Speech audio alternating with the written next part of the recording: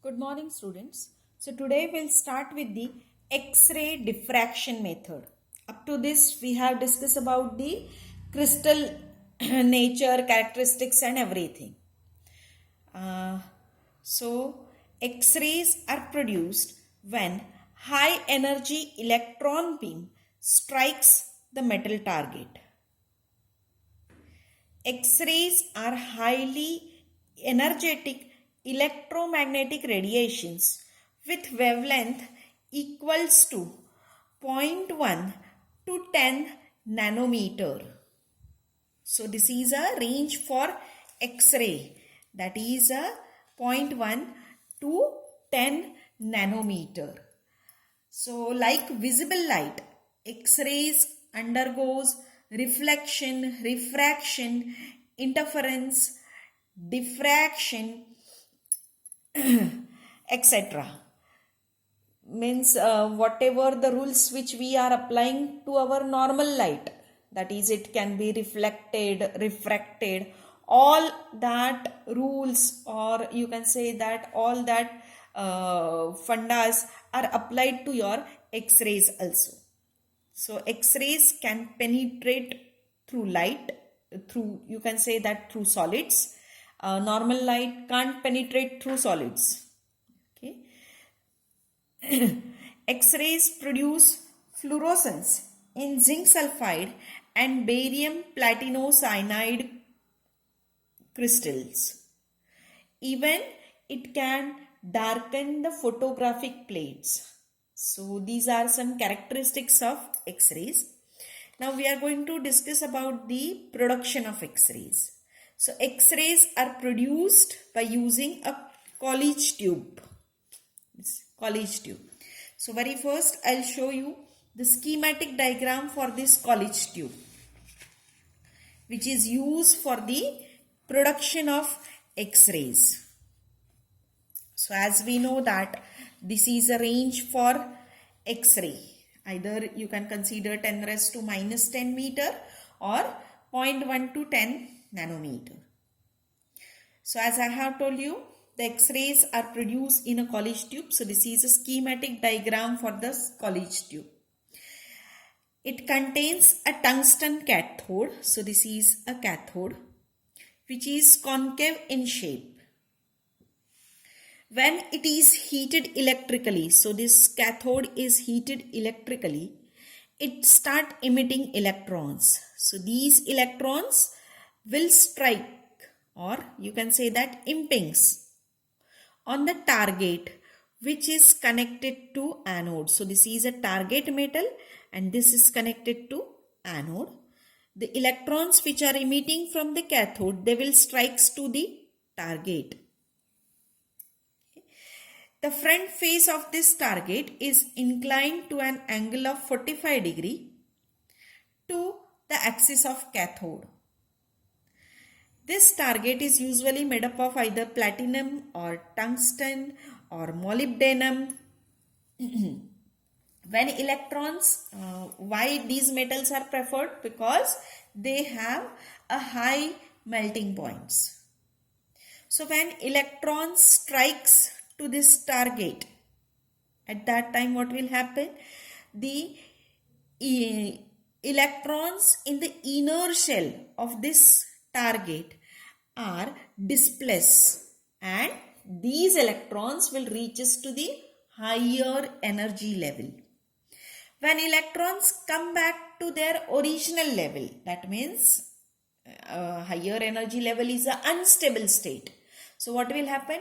When electrons come back to their original energy level, at that time they will start emitting the radiations, and that radiations are X-rays.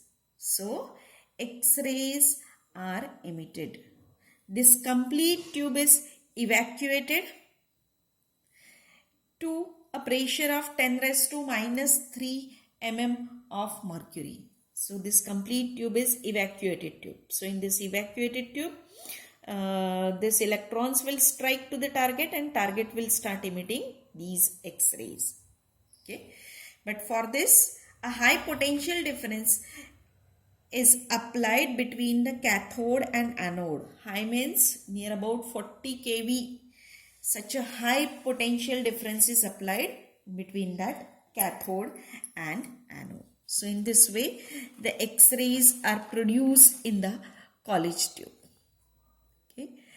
Now this X-ray method is used to investigate or to find out the internal structure of crystal.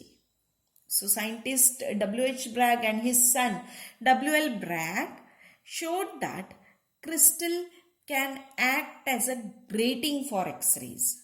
Now why they can act as a grating for X-rays, that we have to discuss. The wavelength of X-ray is near about 10 raised to minus 10 meter. Okay. In crystals, what happens? The atoms are arranged in a regular manner, or you can say that in a regular pattern. And spacing between them is in the order of 10 raised to minus 10 meter. So therefore, the crystal will act as a natural grating for diffracting X-rays. Now this intensity of reflected beam of X-ray depends on the different factors. So in that first one is, it depends on the interplanar distances, that is a distance between consecutive planes. So it depends on the interplanar distance. It depends on the atomic number, that is number of electrons which are able to diffract the X-rays.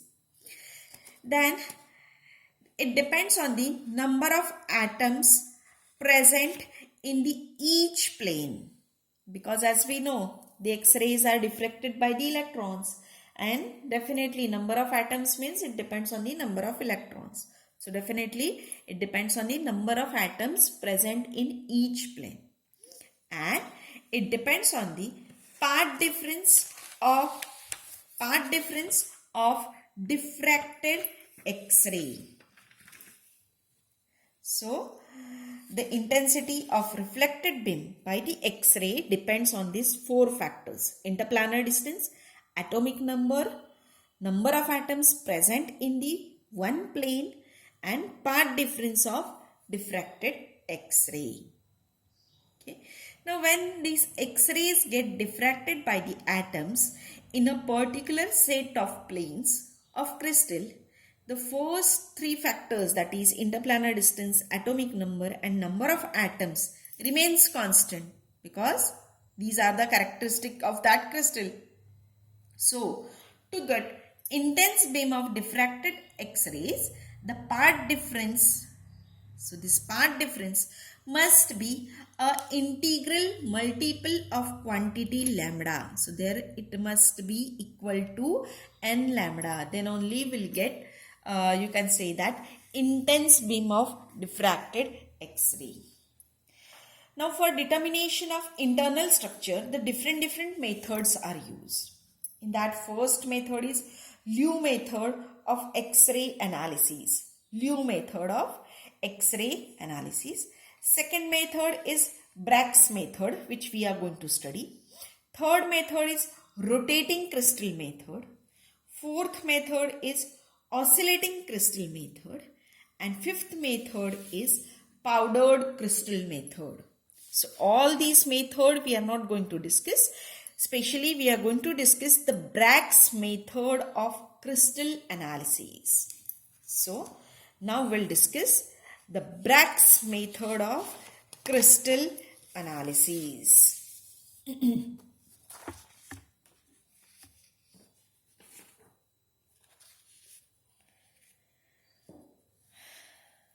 So for that, again I'll show you the schematic diagram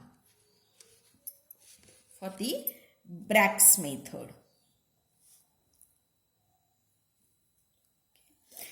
Now for this we have considered that this is a crystal, and crystal having plane 1, plane 2, plane 3.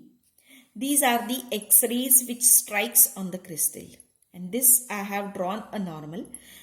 When these X-rays strike to the planes, they get reflected. So these are the reflected rays.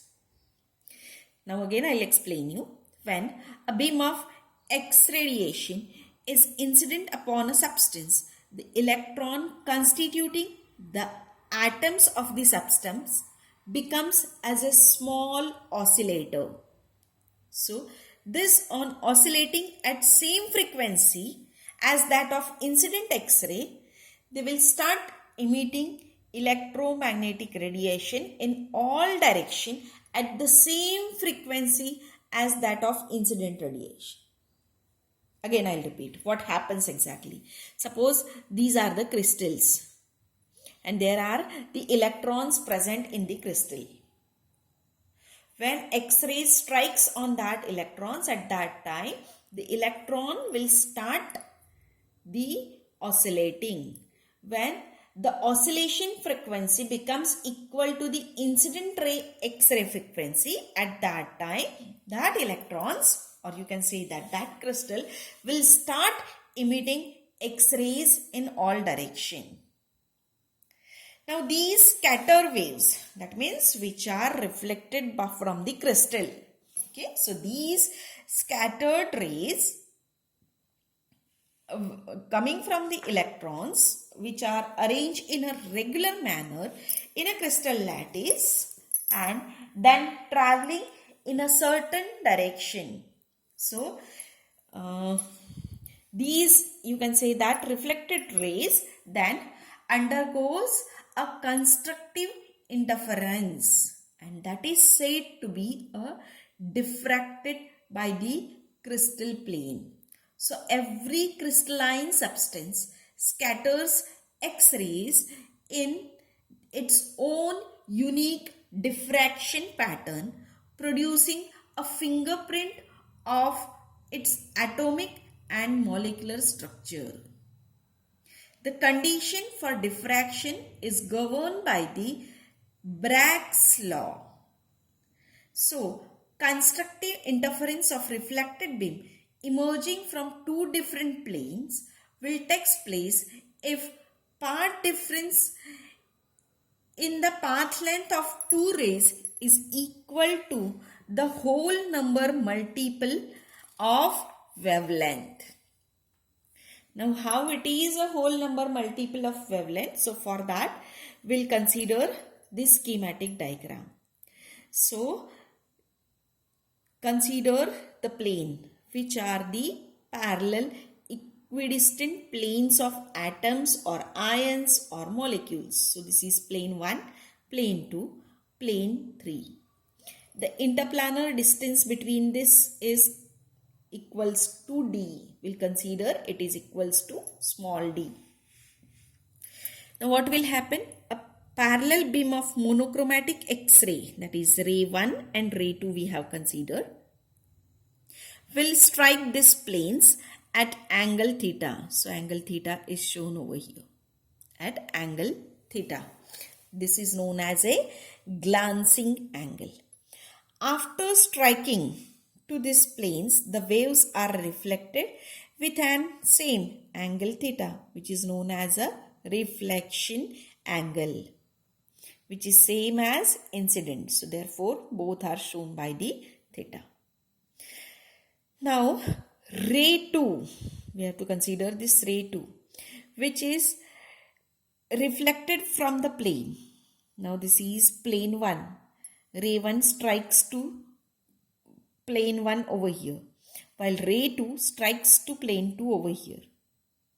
So what will happen? Suppose if I draw a perpendicular over here, okay, then ray 2 will travel a greater distance than a ray 1, which is reflected from the plane 1. That is extra distance which is travelled by the ray 2 is equal to a whole wavelength, or sometimes it may be a integral multiple of a wavelength. Okay, so this extra distance travelled by this ray 2, that we have to find out mathematically. So for that, I have made a little, you can say that, modifications in this diagram.